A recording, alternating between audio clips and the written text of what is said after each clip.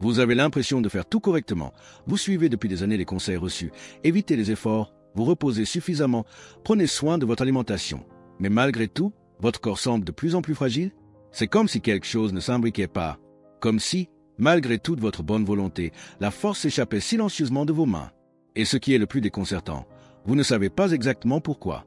Peut-être avez-vous remarqué que vos pas sont plus courts, que vous mettez plus de temps à vous lever du canapé, que votre équilibre semble moins stable et que la peur de tomber est devenue une partie de votre quotidien, même lors de petits déplacements dans la maison. C'est à ce moment qu'apparaît un doute douloureux. Est-ce que je vieillis plus vite que je ne devrais? Ou pire encore, est-ce qu'il n'y a plus d'espoir? Ce que peu de gens vous disent, c'est que trop souvent, le soin excessif peut se transformer en un masque du sédentarisme, de l'immobilité, de la perte de confiance. Il existe des habitudes qui semblent être protectrices, mais qui sont en réalité des pièges cachés, comme le repos constant pour éviter les chutes, les exercices trop légers qui ne stimulent pas les os, ou la croyance que prendre du calcium suffit à maintenir la structure solide. Tout cela paraît bien, mais avec le temps, cela a un coût élevé. C'est pourquoi aujourd'hui, avec tout le respect que j'ai pour votre parcours, je veux vous inviter à regarder votre santé autrement, avec des yeux plus attentifs, plus vifs, plus éveillés. Parce que derrière la fragilité, il y a souvent une suite de choix dépassés et non encore incapables. Et en voyant clairement ces pièges, vous pouvez commencer à faire de petits pas vers la force, la confiance et la liberté qui résident encore en vous. Cette vidéo est pour vous, qui sentez que votre structure perd sa fermeté, mais qui croyez encore pouvoir retrouver votre équilibre. Avec l'aide de Dieu, oui, il est possible de renforcer le corps, même avec la douleur, même avec l'âge, même avec des limitations. Et aujourd'hui, nous allons en parler calmement, avec bienveillance et orientation. Parce que parfois, il suffit de comprendre ce qui nous affaiblit pour commencer à récupérer tout ce qui semblait perdu. Beaucoup de personnes, dès qu'elles ressentent les premiers signes d'instabilité corporelle, choisissent un chemin qui semble plus sûr, le repos. Elles évitent de monter les escaliers, réduisent les marches, passent plus de temps assises, tout cela au nom de la protection. Et ce soin, bien qu'animé de bonnes intentions, peut devenir silencieusement dangereux. Peu à peu, le corps s'adapte à l'inactivité. Les muscles perdent leur tonus. Les os cessent d'être stimulés. Et la sensation de fragilité s'intensifie, non pas à cause de l'âge lui-même, mais parce que le corps, qui a besoin de mouvement pour rester vivant et fort, ne reçoit plus ce dont il a besoin. Le paradoxe est cruel.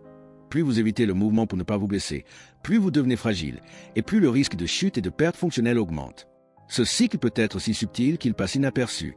Peut-être avez-vous remarqué que vous avez plus de mal à sortir du lit le matin, ou que vous avez besoin de vous appuyer pour vous lever du canapé. Ces petits signes ne sont pas normaux avec l'âge, ce sont des alertes que votre corps réclame une stimulation. Et ce qui est le plus beau, c'est que cette stimulation n'a pas besoin d'être agressive ni douloureuse. Elle peut commencer par des gestes simples et adaptés, respectant votre rythme. Par exemple, vous pouvez faire une pause maintenant et observer comment vous êtes assis. Vos pieds sont-ils bien posés au sol? Votre dos est-il soutenu? Si vous essayez de vous lever maintenant, devez-vous utiliser vos mains ou pouvez-vous le faire uniquement avec la force de vos jambes? Ce type de perception est la première étape pour sortir du repos passif et revenir habiter votre corps en conscience. Il ne s'agit pas de faire plus d'efforts, mais de choisir le mouvement juste, dans la mesure du possible, en toute sécurité. La peur de tomber est réelle, et elle mérite du respect. Mais elle ne doit pas se transformer en paralysie. Car lorsque le repos devient la seule réponse à la peur, le corps commence à s'effacer. Et vous n'êtes pas fait pour vous effacer. Vous êtes fait pour bouger, avec liberté, fermeté et vie. Et même si cela semble difficile aujourd'hui, il est possible de recommencer, un pas à la fois. Parce qu'avec la constance, tout change. Avec la foi, le corps répond. Et avec l'amour, même la force oubliée peut renaître. Pendant longtemps, on a cru que le secret pour vieillir en sécurité était de ne pratiquer que des exercices doux, sans poids, sans impact, presque comme si le corps était en cristal. Et cette croyance, aussi bien intentionnée soit-elle, a éloigné des milliers de personnes de la véritable source de renforcement dont leurs os ont en besoin. Il est important de se rappeler que les os, tout comme les muscles, répondent à la stimulation. Lorsqu'ils sont légèrement mis au défi, ils se renforcent. Lorsqu'ils ne sont pas utilisés, ils s'affaiblissent. C'est pourquoi les activités qui n'offrent aucune résistance, comme marcher lentement ou s'étirer sans intensité, peuvent être agréables, mais ne suffisent pas à maintenir ou à récupérer la densité osseuse. Il y a une différence importante entre sécurité et sous-stimulation. Éviter les risques est sage, mais retirer tout défi au corps revient à dire aux os, vous n'avez plus besoin de travailler. Et c'est là que commence le processus invisible de perte de structure. Vous pouvez bouger tous les jours, mais si le corps ne sent pas qu'il doit se soutenir, il se laisse aller. Mais cela ne signifie pas qu'il faut soulever de lourdes charges ou faire des mouvements dangereux. La beauté réside dans la simplicité adaptée. Imaginez un sac de riz d'1 kilo seulement. En le tenant avec vos mains et en le levant lentement, en conscience et avec soutien, vous créez déjà une stimulation douce et efficace. Un petit geste, mais qui envoie à votre corps le message qu'il reste du travail à faire. Et les os répondent. Ce type d'exercice peut être réalisé assis si nécessaire, peut s'habiller contre un mur, peut avoir des variations, toujours en respectant votre condition physique. L'important n'est pas la quantité de poids, mais l'intention derrière le mouvement. Lorsqu'il est fait avec présence, soin et constance, même un simple sac de riz devient un outil d'autonomie et de renouvellement. Vous n'avez pas besoin de salle de sport, pas besoin d'équipement coûteux. Il vous faut juste la bonne stimulation. Faites à votre rythme, avec votre corps, tel qu'il est aujourd'hui. Et n'oubliez jamais que le bon exercice n'est pas le plus intense, c'est celui qui respecte votre douleur en même temps, mais au défi votre force cachée. Parce qu'elle est toujours là. Et avec amour, elle peut revenir se manifester. Une répétition à la fois. Avec calme, avec foi, avec direction. Pendant des années, la solution pour renforcer les os a été réduite à un conseil simple. Prendre du calcium. Lait, compléments, aliments enrichis, tout tournait autour de ce seul nutriment. Mais ce que presque personne n'explique, c'est que, pris seul, le calcium n'est qu'une partie de l'équation. Et lorsqu'il arrive dans le corps sans les bons partenaires, il peut non seulement être inefficace, mais aussi nuisible. Imaginez que vos os sont comme un mur qui doit être construit. Le calcium est la brique. Mais à quoi bon empiler des briques sans ciment? Sans le liant qui les unit, elles ne forment pas une structure. Et dans le corps, ce ciment a un eau, la vitamine D, le magnésium et la vitamine K2. Ce sont ces nutriments qui dirigent le calcium vers le bon endroit, les os, et empêchent qu'il se dépose là où il ne devrait pas, comme dans les articulations ou les vaisseaux sanguins. Beaucoup de gens prennent du calcium tous les jours, mais continuent d'avoir des os fragiles. Et la raison peut être justement l'absence de ces éléments. La vitamine D, par exemple, est activée par la lumière du soleil. Quelques minutes par jour, pendant les heures sûres, peuvent faire toute la différence. Le magnésium se trouve dans les aliments comme les noix, les graines et les feuilles vertes. Et la vitamine K2, moins connue, se trouve dans les œufs de poules élevés en plein air, les fromages fermentés et les aliments naturels. De plus, certains aliments et habitudes rendent difficile l'absorption du calcium. Une consommation excessive de café, de soda ou de produits industriels peut interférer dans ce processus. Il ne s'agit pas de tout couper, mais d'être conscient de ce qui aide et de ce qui gêne la construction de votre structure. Parce que renforcer les os n'est pas seulement une question de supplément. C'est un dialogue quotidien entre ce que vous mangez, ce que vous ressentez et comment vous bougez. Lorsque vous commencez à considérer la nutrition comme un soin intégré, avec équilibre et simplicité, le corps le ressent. Et il répond. Parce qu'il veut guérir. Il veut se reconstruire. Il suffit de lui offrir les bons éléments, au bon moment, avec amour. Et peu à peu, ce qui semblait défaillant se renouvelle. Brique par brique, cellule par cellule, avec la bénédiction du temps et la sagesse de celui qui a appris à écouter son propre corps. Il y a des douleurs qui ne naissent pas dans le corps, mais finissent par s'y manifester. La sensation de fragilité, qui commence par un faux pas ou une insécurité au moment de se lever, peut se transformer en une ombre qui accompagne chaque pas. Et sans s'en rendre compte, cette peur façonne le corps. Les épaules se courbent, la respiration se raccourcit, le regard baisse. L'esprit dit « prudence » et le corps obéit. Quand on se sent fragile, on adopte naturellement une posture de protection. On évite les mouvements amples, on restreint les gestes, on reste proche des meubles, cherchant un appui constant. Mais ce comportement, bien que compréhensible, renforce le message intérieur qu'on ne peut plus faire confiance à son propre corps. Et cette méfiance, jour après jour, mine non seulement les os, mais aussi l'âme. Le cycle est silencieux. La peur engendre l'inactivité, qui engendre la perte de force, qui engendre plus de peur.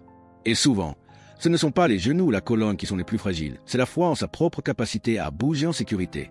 Rompre ce cycle ne commence pas seulement par des exercices, mais par un changement intérieur, un choix doux de reconquérir de l'espace en soi. Une femme de 72 ans m'a raconté qu'après une chute dans la cuisine, elle a passé 6 mois à avoir peur de sortir de chez elle. Ce n'était pas la jambe blessée qui la retenait, c'était la pensée que cela pouvait arriver de nouveau. Ce n'est qu'en pratiquant, calmement et avec bienveillance, des gestes simples de respiration et de présence, que la confiance a commencé à revenir. Elle disait, je me suis sentie vivante à nouveau, comme si mon corps m'écoutait. Et il écoute. Le corps entend chaque émotion, chaque pensée, chaque croyance que vous nourrissez. Quand vous respirez profondément, ouvrez la poitrine, posez les pieds au sol et répétez mentalement. Je peux. Quelque chose change. Ce n'est pas de la magie, c'est la reconnexion. Et à partir de ce geste, les petits mouvements prennent une autre signification. Le corps se redresse avec plus de fermeté. L'esprit s'apaise. L'âme s'élève. Peu importe combien de fois vous êtes tombé. Ce qui compte, c'est qu'il existe encore en vous une force silencieuse qui attend d'être réveillée. Avec douceur, avec respect, avec la certitude qu'avec l'aide de Dieu, la peur peut laisser place à la confiance. Et quand la confiance revient, le corps répond, pas à pas, pulsation par pulsation. jusqu'à ce que la fragilité se transforme en force réelle. Les pieds sont la base de tout le corps. Ce sont eux qui touchent le sol, soutiennent le poids, ajustent l'équilibre. Mais avec les années, beaucoup de personnes commencent à ignorer cette connexion. Elles utilisent des chaussures de plus en plus souples, évitent de marcher pieds nus, passent plus de temps assises, et les pieds, silencieusement, perdent leur fonction première, être le socle de la fermeté. Quand les pieds deviennent passifs, tout le corps le ressent. Le manque de stimulation de la plante, des orteils, des muscles fins qui nous maintiennent debout impacte directement l'équilibre et la structure osseuse.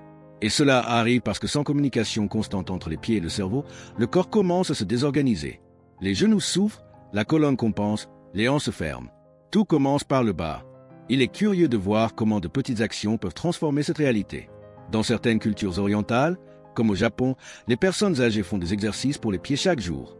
Ils marchent pieds nus à la maison, touchent différentes textures, bougent les orteils, activent les articulations. Cela ne renforce pas seulement la base du corps, mais garde aussi le cerveau actif et la conscience corporelle éveillée. Vous n'y avez peut-être jamais pensé, mais essayez 1 minute par jour avec les pieds sur une serviette roulée. Sentir la texture, appuyer doucement sur les orteils, peut commencer à réveiller des zones du corps qui étaient endormies. Et avec le temps, ce simple geste contribue à une marche plus ferme, une posture plus stable et une présence plus confiante. Les chaussures très rembourrées, aussi confortables soient-elles, empêchent souvent les pieds de parler au sol. Et ce dialogue est vital, car ce sont les pieds qui permettent au corps de sentir la gravité, de s'orienter dans l'espace, d'activer les réflexes. Lorsque vous retrouvez cette perception, même pour quelques instants, quelque chose de profond se réorganise. C'est comme si vous plantiez à nouveau des racines. Vos pieds sont comme des antennes qui vous connectent à la terre et à l'équilibre. Et même s'ils sont fatigués, douloureux ou oubliés, ils peuvent encore se renouveler. Avec la bonne stimulation, avec patience, avec bienveillance. Parce que renforcer les os ne commence pas seulement par les hanches ou la colonne vertébrale. Ça commence par le sol. Ça commence par les pieds. Et avec cette simple reconnexion, tout le corps se redresse, du sol jusqu'au cœur. La chaise, compagne constante dans la routine de beaucoup de personnes, semble être un refuge de repos et de sécurité. Mais lorsqu'elle est utilisée à l'excès, elle peut devenir un piège silencieux pour les os et les muscles.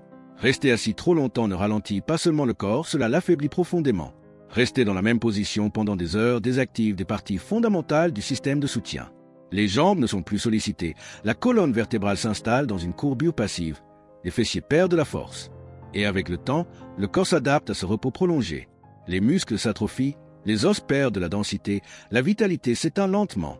Ce qui est le plus inquiétant, c'est que ce processus est presque invisible. La personne croit simplement qu'elle se repose.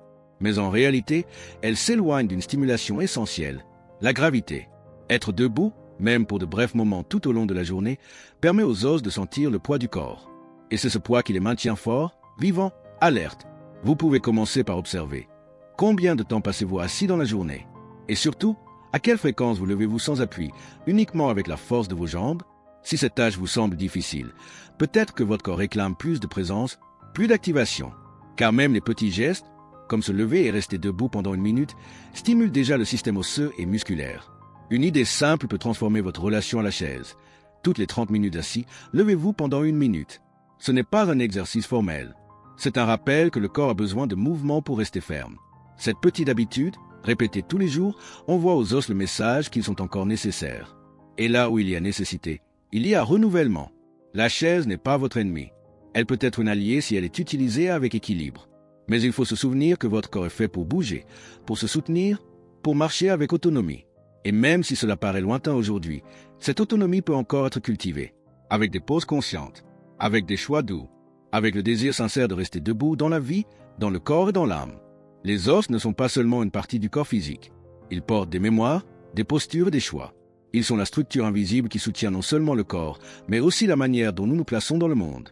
Lorsque les os s'affaiblissent, il y a souvent derrière un repli plus profond, émotionnel, existentiel, spirituel. Pensez aux os comme les piliers d'une maison. Quand cette maison est solide, on peut ouvrir les fenêtres, recevoir le soleil, accueillir les vents. Mais lorsque les piliers deviennent fragiles, tout autour devient instable. La raideur des os peut refléter la rigidité des émotions. La douleur à la hanche peut résonner comme une difficulté à avancer. La tension dans les épaules peut révéler le poids que l'on porte en silence. C'est là que la spiritualité rejoint le corps.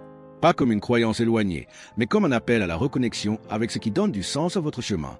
Car renforcer les os n'est pas seulement une question de calcium, d'exercice ou de posture. C'est aussi restaurer votre confiance, votre but, votre courage à rester debout même dans les jours difficiles. Fermez les yeux un instant. Respirez profondément. Sentez votre colonne, votre poitrine, vos pieds sur le sol. Et demandez-vous, dans quelle partie de ma vie me rétracte-je alors que j'ai besoin de me redresser? Cette simple question peut ouvrir des portes intérieures verrouillées depuis des années. Et la réponse, même silencieuse, commence à bouger le corps de l'intérieur vers l'extérieur. Il y a quelque chose de sacré à retrouver sa propre structure. À percevoir que, malgré le temps, la douleur ou les chutes, il existe encore en vous une base qui peut être reconstruite. Ce n'est pas tard. Ce n'est pas peu. C'est votre moment. Et même si le monde autour de vous ne le remarque pas, chaque fois que vous vous levez avec plus de fermeté, vous affirmez votre présence dans la vie. Une présence qui est à la fois corps et âme. Avec l'aide de Dieu, chaque jour vous pouvez vous relever un peu plus.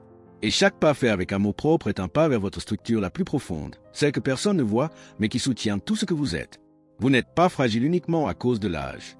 Vous êtes peut-être fragile parce que vous avez cru à des conseils dépassés, parce que vous avez suivi des habitudes qui semblaient prudentes, mais qui, dans le silence des jours, ont peu à peu volé votre force, parce que vous avez laissé la peur décider pour vous, alors que tout ce dont votre corps avait besoin, c'était de présence, de stimulation et d'une confiance renouvelée. La bonne nouvelle, c'est que ces erreurs bien intentionnées ne sont pas permanentes. Elles peuvent être corrigées avec conscience, avec de petites actions faites avec douceur et constance. Il ne s'agit pas de grands changements ou d'efforts extrêmes. Il s'agit de retrouver le chemin du véritable soin, celui qui prend en compte votre réalité, votre douleur, votre histoire et qui croit encore en votre potentiel de transformation. Aujourd'hui, vous avez découvert cette façon de renforcer votre corps qui ne nécessite ni jeunesse, ni perfection, ni précipitation. Elle demande seulement la disposition de vous regarder avec un autre regard. Un regard qui ne juge pas, mais accueille. Un regard qui ne demande rien, mais guide avec légèreté. Parce que chaque geste, aussi petit soit-il, porte en lui la puissance du changement. Et chaque pas fait avec foi ouvre un espace pour que le corps se refasse, pour que l'âme se relève. Le moment de changer la donne est maintenant. Peu importe le temps écoulé. Votre corps écoute encore. Vos os peuvent encore se renforcer. Votre présence peut encore s'étendre. Avec calme, avec direction, avec l'aide de Dieu. Que vous sentiez, dès aujourd'hui, que la fragilité n'est pas un destin, mais un passage.